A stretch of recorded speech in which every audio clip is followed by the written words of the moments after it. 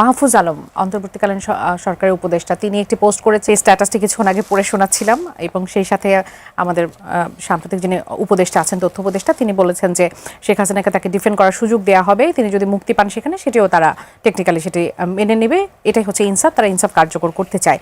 আর আওয়ামী লীগের ফেরা প্রসঙ্গটি নিয়ে যখন এত আলোচনা, তখন ডক্টর আসিফ নজরুল বলেছেন যে আওয়ামী লীগ ব্যাক করেনি, তারা ছিলই, ব্যাক করেছে তাদের দম্ভ, মিথ্যাচার, মানুষকে বিভ্রান্ত করার দুঃসাহস। কি বলতে চাই? না না, এটা তো খুব সিম্পল। আপনি এই দেশ থেকে 5 কোটি লোককে বের করে দিতে পারবেন না, ওরা আছে। ইঞ্জিনিয়ার মোশাররফ হোসেন মারা গেলেন, ওনার জানাজায় দেখেছেন লক্ষ লক্ষ লোক হয়েছে।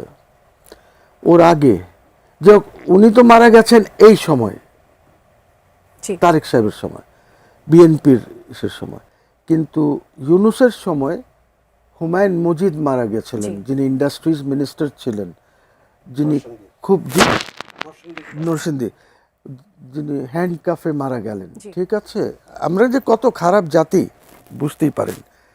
So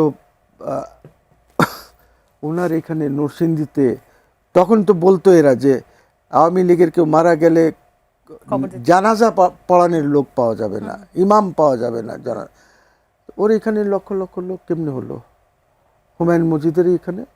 you see, so point is that they are there, এবং অনেক বড় সংখ্যা তাদের। Please do not forget that they also have the backing একটি এমন দেশের যাকে আপনি আপনার এখান থেকে সরাতে পারবেন না, জিওগ্রাফি আপনি চেঞ্জ করতে পারবেন না। 4060 না 600 কিলোমিটার বাউন্ডারি আপনার, ঠিক আছে? দে ইনস্টিটিউশনালি তারা সাপোর্ট করে, ইউ আন্ডারস্ট্যান্ড? আমাদেরকে এই জিনিসগুলি বুঝতে হবে। এই জন্য যদি আওয়ামী লীগের এই যে নোটিফিকেশন যেটা ইউনূস করেছিল, এই নোটিফিকেশন যদি আপনি তুলে নেন, ওদেরকে যদি আপনি ওপেন রাজনীতি করতে দেন, তাহলে এখন তো Sheikh Hasina is not here, Sheikh Hasina তো আসা ইজ এই মুহূর্তে ডিফিকাল্ট, যতক্ষণ পর্যন্ত কোনো, বিকজ ওকে তো কনভিক্ট করে রেখেছে আইসিটি থেকে। সো কোয়েশ্চেন ইজ যে এই মুহূর্তে যদি আমরা আওয়ামী লীগকে এলাউ করি, তাহলে হয়তো দেশের শৃঙ্খলা ফিরবে। আপনি আওয়ামী লীগের লোকজনকে ব্যবহার করে অনেক কাজ করতে পারবেন এই দেশে।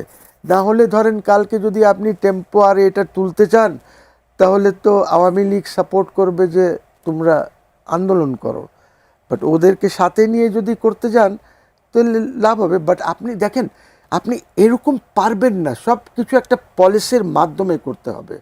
যদি আমি থাকতাম, প্রথমে তো আমি এইগুলির যে উৎস যেখান থেকে হয়, ম্যানুফ্যাকচারিং হয়, সেটা বন্ধ করো, ঠিক আছে? আপনি যদি বলেন যে আমি কালকে বন্ধ করে দিলাম, তো সব রাস্তায় নেমে যাবে, লক্ষ লক্ষ লোক আছে, ঠিক আছে? আপনাকে একটা সিস্টেমে এনে জিনিসগুলি করতে হবে। ওইটা বন্ধ করেন, তারপরে আপনি আস্তে আস্তে ওই গ্যারাজগুলি বন্ধ করেন যেখান থেকে ইয়ে হয়, ইম্পোজ ট্যাক্সেস অন যারা এই কারোবার করে,